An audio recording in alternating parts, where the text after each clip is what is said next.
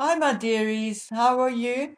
I have been polishing floors and packing some of our loose and extra stuff. I mean, there is just no point in waiting until the last minute, and besides, it is easier to clean when there are less stuff around.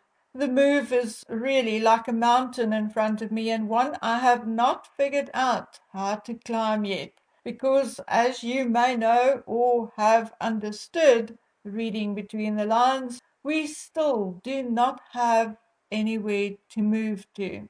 There just is no stock available. A couple of houses in the upper class range, 2, 3, 4 million, and that is about it. But everything should hopefully pick up again around the 3rd or the 4th of January, and hopefully we will have better luck in 2024. But as you can imagine, it is stressful anyway. I have never ever in my life been comfortable with last minute plans and solutions, but oh well, with everything but retail still closed, there's absolutely nothing we can do right now. But wait until the 3rd at the very least. Now, do I have a tidbit of gossip for you? Remember how it was reported that Harry and Meghan bought the movie rights to a book called Meet Me at the Lake by Carly Fortune? Remember that?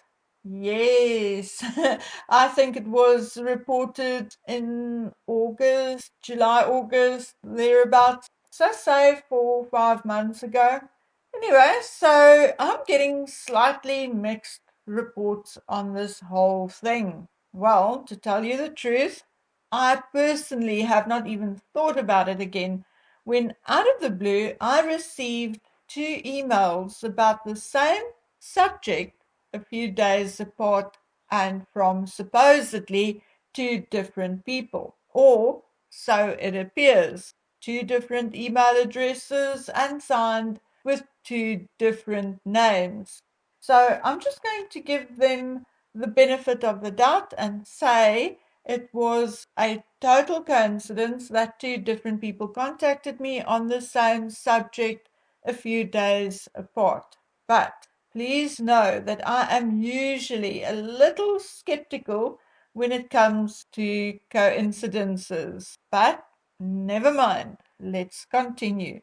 The one person tells me that all was set for the film to be shot and produced on or at Tyler Perry's studios and lot. But of course, there was the strike going on, so everything was put on hold, regardless of the fact that Perry's studio lot is privately owned and funded. It would have looked bad and disrespectful had they started prepping for production. Of course, the plan was to produce a 1.5 to 2 hour feature film for Netflix, or to do what they did with their mockumentary and deliver it in 2 parts of 3 episodes each. According to the one person, it was eventually decided on the feature film format when the next issue cropped up. Hollywood types, those on the production team and actors, can be very superstitious. And remember how many of us talked about the Markle curse?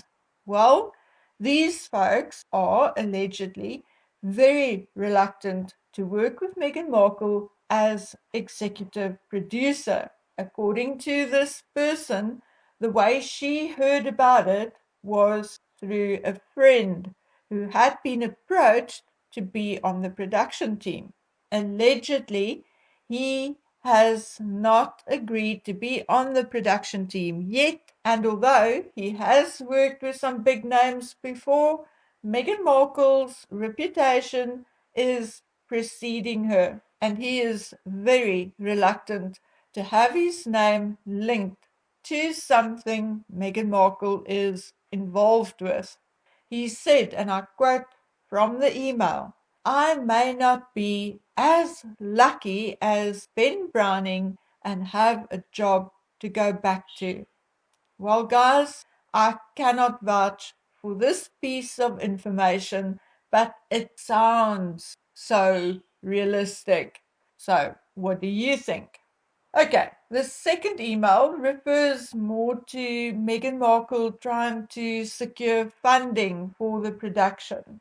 Allegedly, Tyler Perry was going to fund the entire project, but allegedly he is no longer prepared to carry all the risk and have told Meghan to secure or provide a portion of the funding herself. And this comes allegedly after Netflix did not make the right noises and or did not show the enthusiasm which they expected. Allegedly, Meghan even tried to pre-sell the film to other companies, but there were no takers. She has also tried to secure a distributor in case they have to release and distribute it as a feature film in the open market. But once again, and allegedly, no one wanted to align with Meghan and instead suggested that her own production company, Archwell Productions, market and distribute the film. But Meghan has been advised against it, likely by WME. The person who sent the email is indeed not sure, but says it makes sense because Meghan does not have experience in distributing and marketing a film. The person also said that it is highly unlikely that Meghan and Archwell will get the support and or funding or any kind of commitment unless or until she can name at least one or two of the main actors and or members of the production team, because these guys would want to know what they are investing in, or in the case of Netflix, whether it will be worth clearing a time slot for them. To me, it sounds a lot like what comes first, the chicken or the egg. But I know nothing about the business side of filmmaking. So I think what we get from these two emails is that one, Megan is struggling to find funding for her movie project, and two, she is struggling to find production and even actors to work with her. Now, I nearly forgot. The one person said that this was likely the project Megan referred to at the Variety Gala. But contrary to what she said, Harry is allegedly happy for her to get on with it, but wants nothing to do with it himself. Okay, guys, so there you have it. I guess time will tell whether Meet Me at the Lake will make it to the Netflix schedule or the widescreen, or whether it will go the same direction as Pearl. Remember Megan's animation series? Anyway, I asked the one person about Netflix having allegedly contributed to the amount the film rights were bought for, but I have not received a reply yet. Like I said before, in my opinion, Netflix did not buy the rights for Meghan and Harry to make a movie out of. At most, they may have advanced them some money to start the project with. But if so, that will not guarantee that they will accept the finished project for screening. So, anyway, but I asked, so let's wait and see. When I know, you will know. Okay, guys, so that's it. Until we meet again, right back here. Please take good care of yourselves. Bye.